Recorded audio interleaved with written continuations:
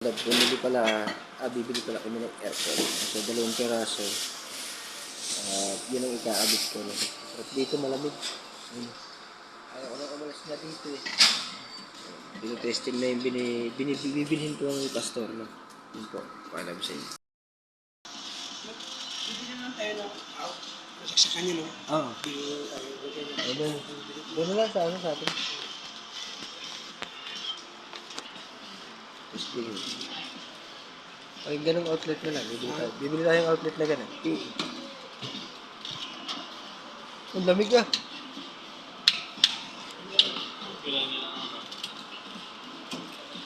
Malamig. Ang patula ka dumi. Kaya, Pan pa lang. Ilang minuto bago i-start? 3 to 5 minutes. fan mo na siya. 5 minutes. 5 minutes. Yung warm up. Kaya pala malamig na pala sa loob. Close mo.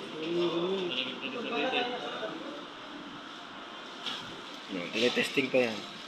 Warm up. So, isang Panasonic. Kasi laki naman. Ilang brand? Magkaiba ng brand na? Panasonic? Pares na ba? Panasonic. Oh, sorry. Okay.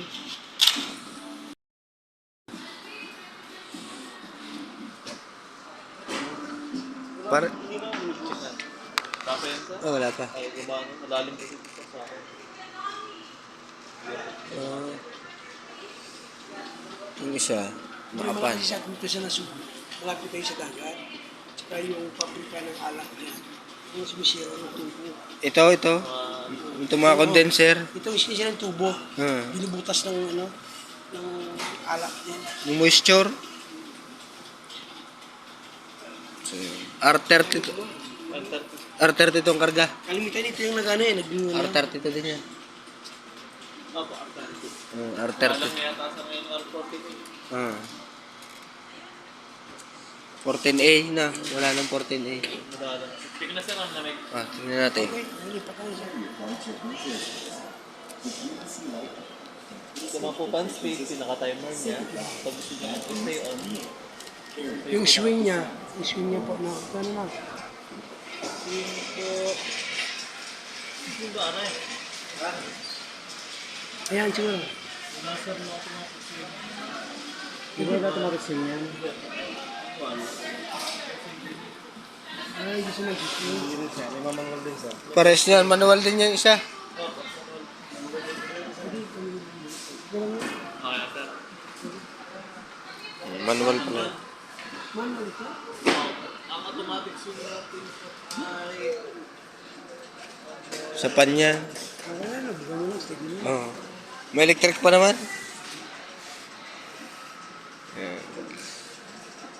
Malamig na nga.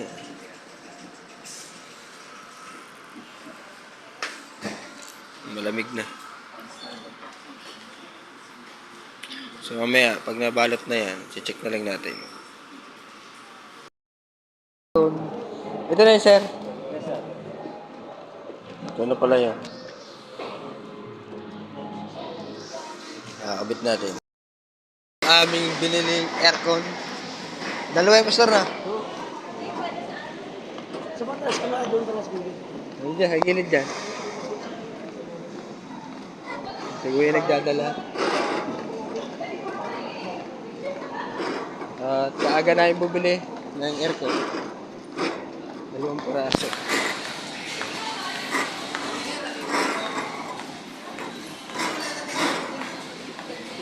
Punta kami doon sa amin sa may service namin. Dito ko yan. Kasi dito na. Matatanggal to. Matatanggal yan. Kaya. Kasyang-kasya pala. Ang isa. Papatong na natin. Dalawa. Hindi malalaglag. Malapit lang naman. Thank you ha. Okay. Lalagyan lang natin to. Parating na kami dito sa may gagawa natin ng aircon, no? Bago pa lang lahat, ito yung ating tools. At tayo din palang gumawa nito. Yan, tayong gumawa nito. Yan, yung hagdan. Punta sa taas, no? Akit tayo sa taas. At titingnan natin kung ano na yung itsura. Dinala ko na yung aircon doon para makita nyo rin. Ginawa ko to last year. Yan. Parang ganito din, mga January din. So yan, mga hagdan ginawa ko yan. Mga walder yan. Hanggang doon sa taas yan. Ilang step ba yan? So, angle bar yan. Nilagyan ng semento. 1, 2, 3. Uy. May G-bits pa. May nakita tayong G-bits. Bibigyan natin kay Julia. So, yan. At may pusa pala dito. Yan. 4, 5, 6, 7, 8, 9, 10, 11, 12, 13, 14, 15, 16, 17. Ito yung ginawa natin dati. Tayo naggawa nito eh. Bale ito ay plywood. Pero sa likod niyan, hardiplex. Ito yung bodega. So bale 3 kwarto to. Mainit nga naman. Yung tag-araw. So lalagyan natin ng aircon. Pati itong railing, ginawa natin yan. Ayan. Ito yung aircon na ikakabit nating dalawa. Ito yung tools. Ayan. Bali 2 kwarto to sa taas. Ginawa ko ito yung plywood yung flooring niya. Ayan. Dito namin ikakabit yung aircon sa side na to. Di bali hanggang dito lang, Pastor, dito. Ito. Na. Tatas mo lang konti siguro dito. Ayan dyan. Sige. Kunti lang ang difference. Ayan. Sukatin natin dyan. Alin mo natin ilalagay? Dito o doon sa kabila? Ikaw, saan mo sa unahin mo? Dito ang ilalagay. Ilang horsepower? Yung point. Point 5. 5. Sige. So yun. Lalagyan muna natin dyan. At magcha-charge muna rin tayo. Magtatapos tayo ng tinapos na natin ng kaunti. Hanapin natin sa salamin natin. Gusto namin naman dala.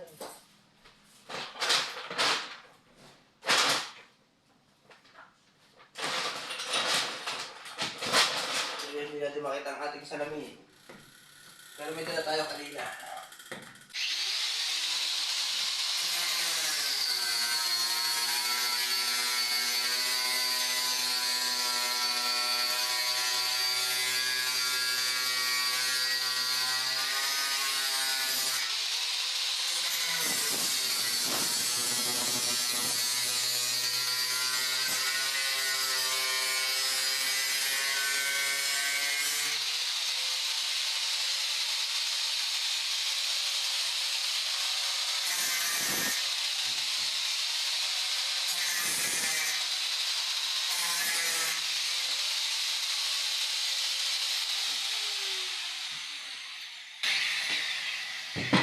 So, nag-grinder na natin at tapin ko rin natin yung mga plywood.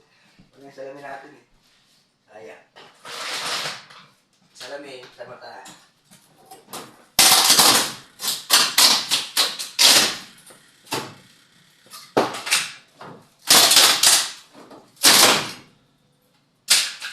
Sirayan natin ito.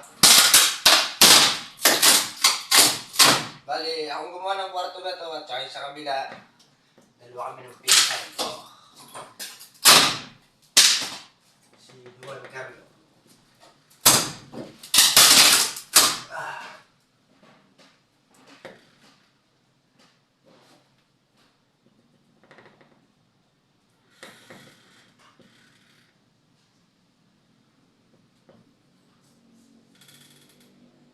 So, ang problema natin yung wire. Parang yung nasa taas. Tingnan natin. May abang na ako dito ng wire eh. Tingnan natin kung nandito. Aray! Yun!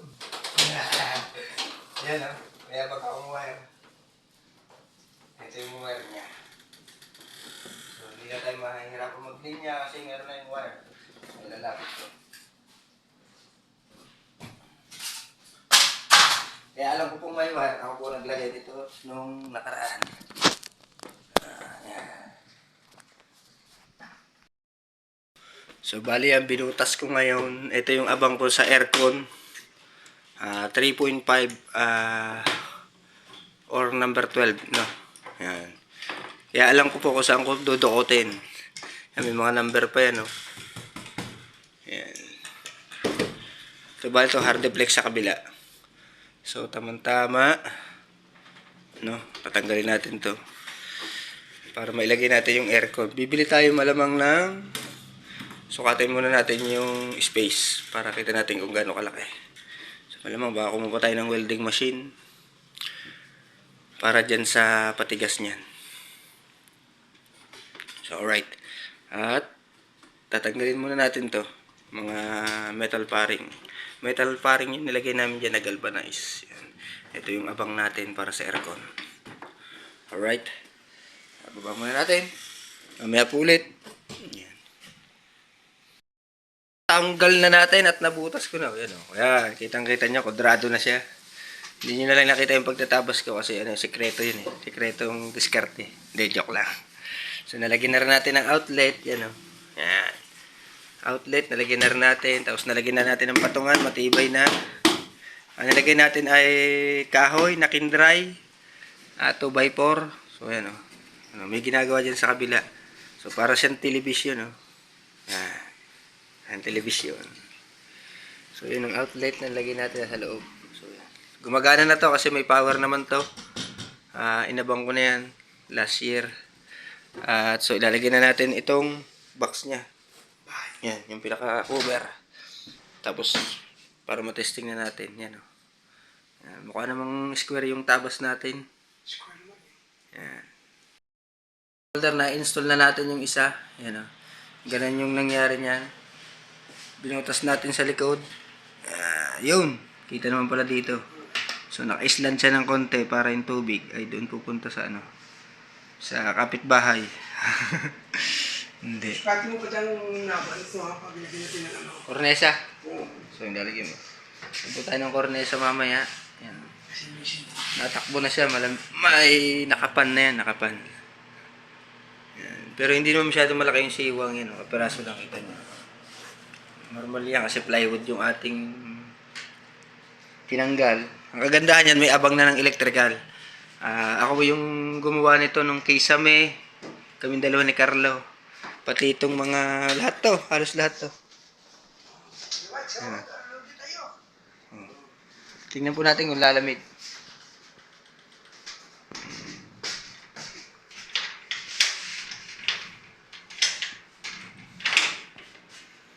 Ayan. Malamig naman siya. May siwang lang talaga na konti kasi ano yun, plywood.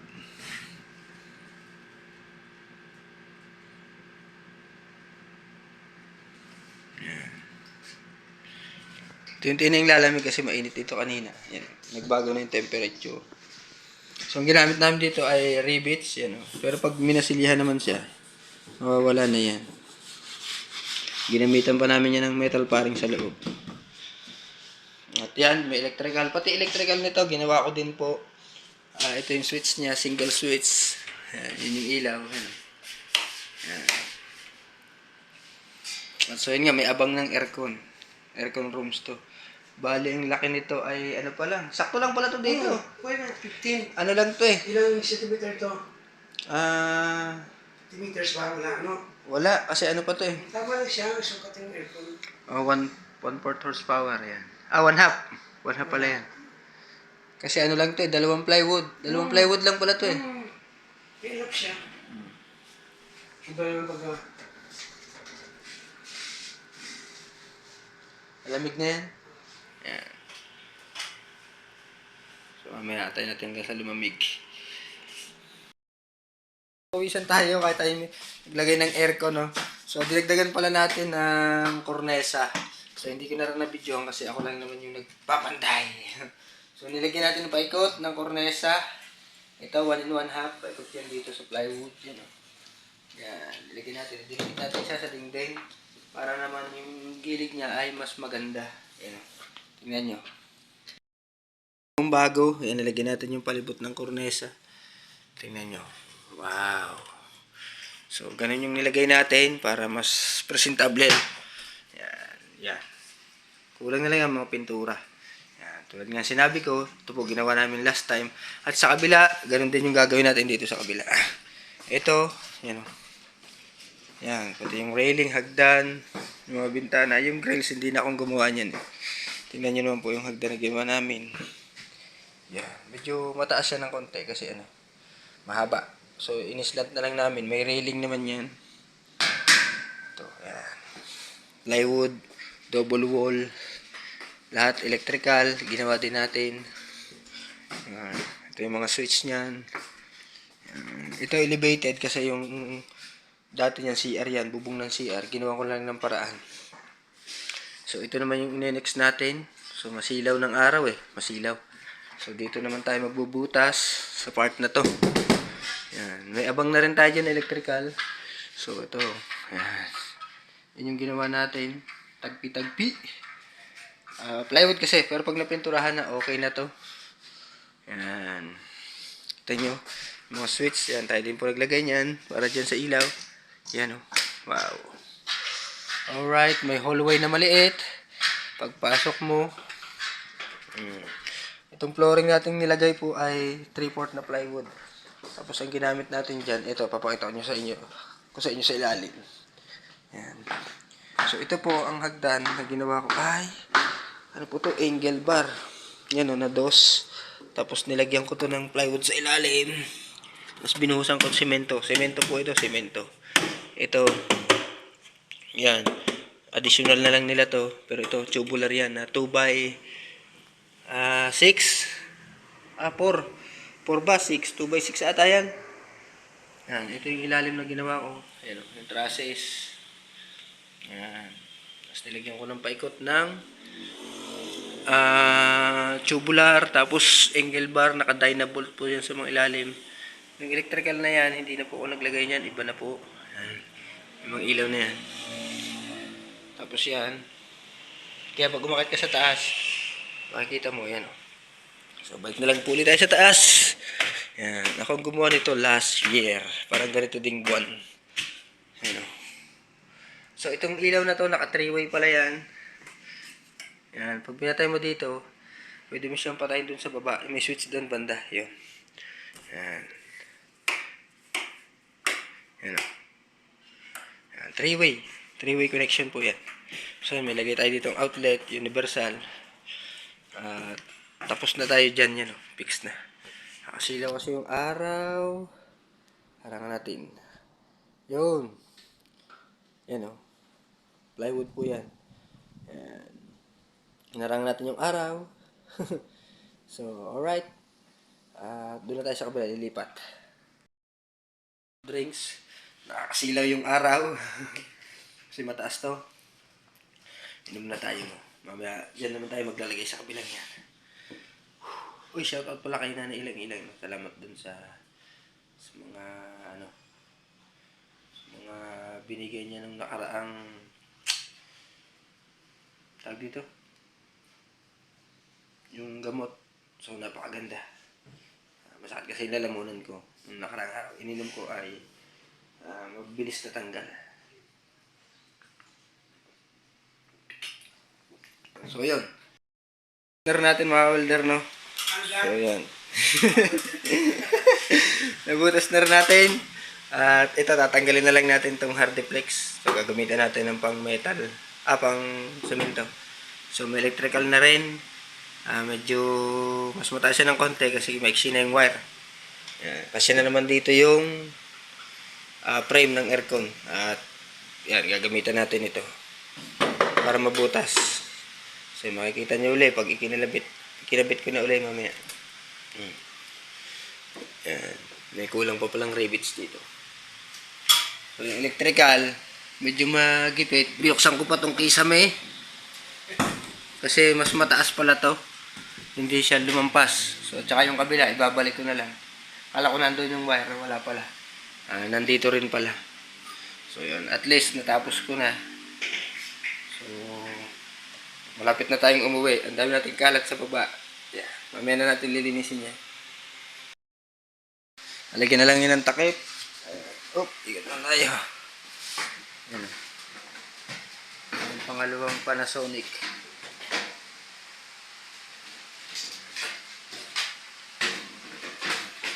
Ay, tumama.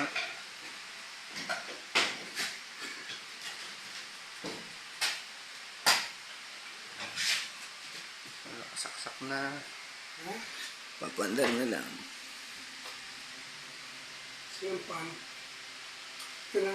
Oh, yan.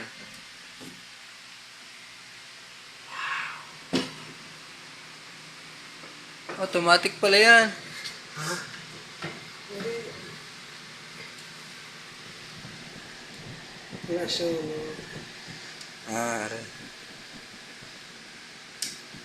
yung pan natin yun. Sa electrical units eh. ayan, naandar na po uli yan. At maghabang tayo nagpapan, tayo ay magtatabas ng malagay dito sa gilid. Yan, yung pinaka cornesa. Ayan, sayo siya, nakamalamig na yung pastor eh. Ano? Oh. Buhay eh. Hindi ka tulad ng isa. Ano? Eh, Kasi baka high speed eh. Kanina low na siguro. Oh, basta, mahalaga na lamig at saka nagana. Hindi namin alam yan, basta ang alam namin ay magkabit lang. No? Bahala na sila dyan. At least gumagana na po yung kanabit namin. Yan o, may lamig na siya. Yan.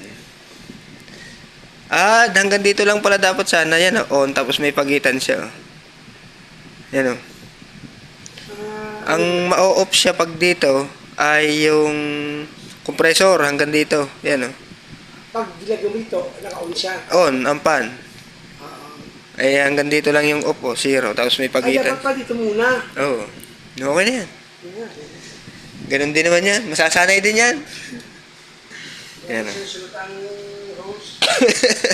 So yun, gagawa muna tayo dito ng pinaka-cornesa. Yan. Kasi tinanggal natin. At naghanap tayo ng wire. Hindi nyo kita.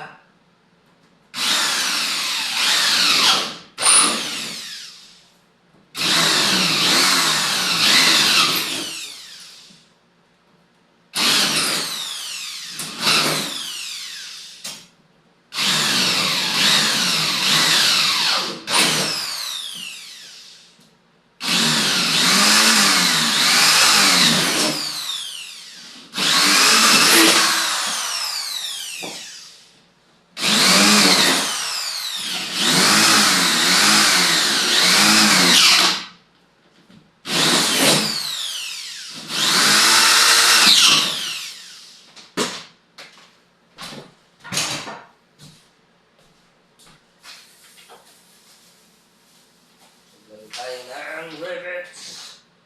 So, re-revit na rin natin yan, yung ating tinanggal na yon. Alright, mamaya na lang.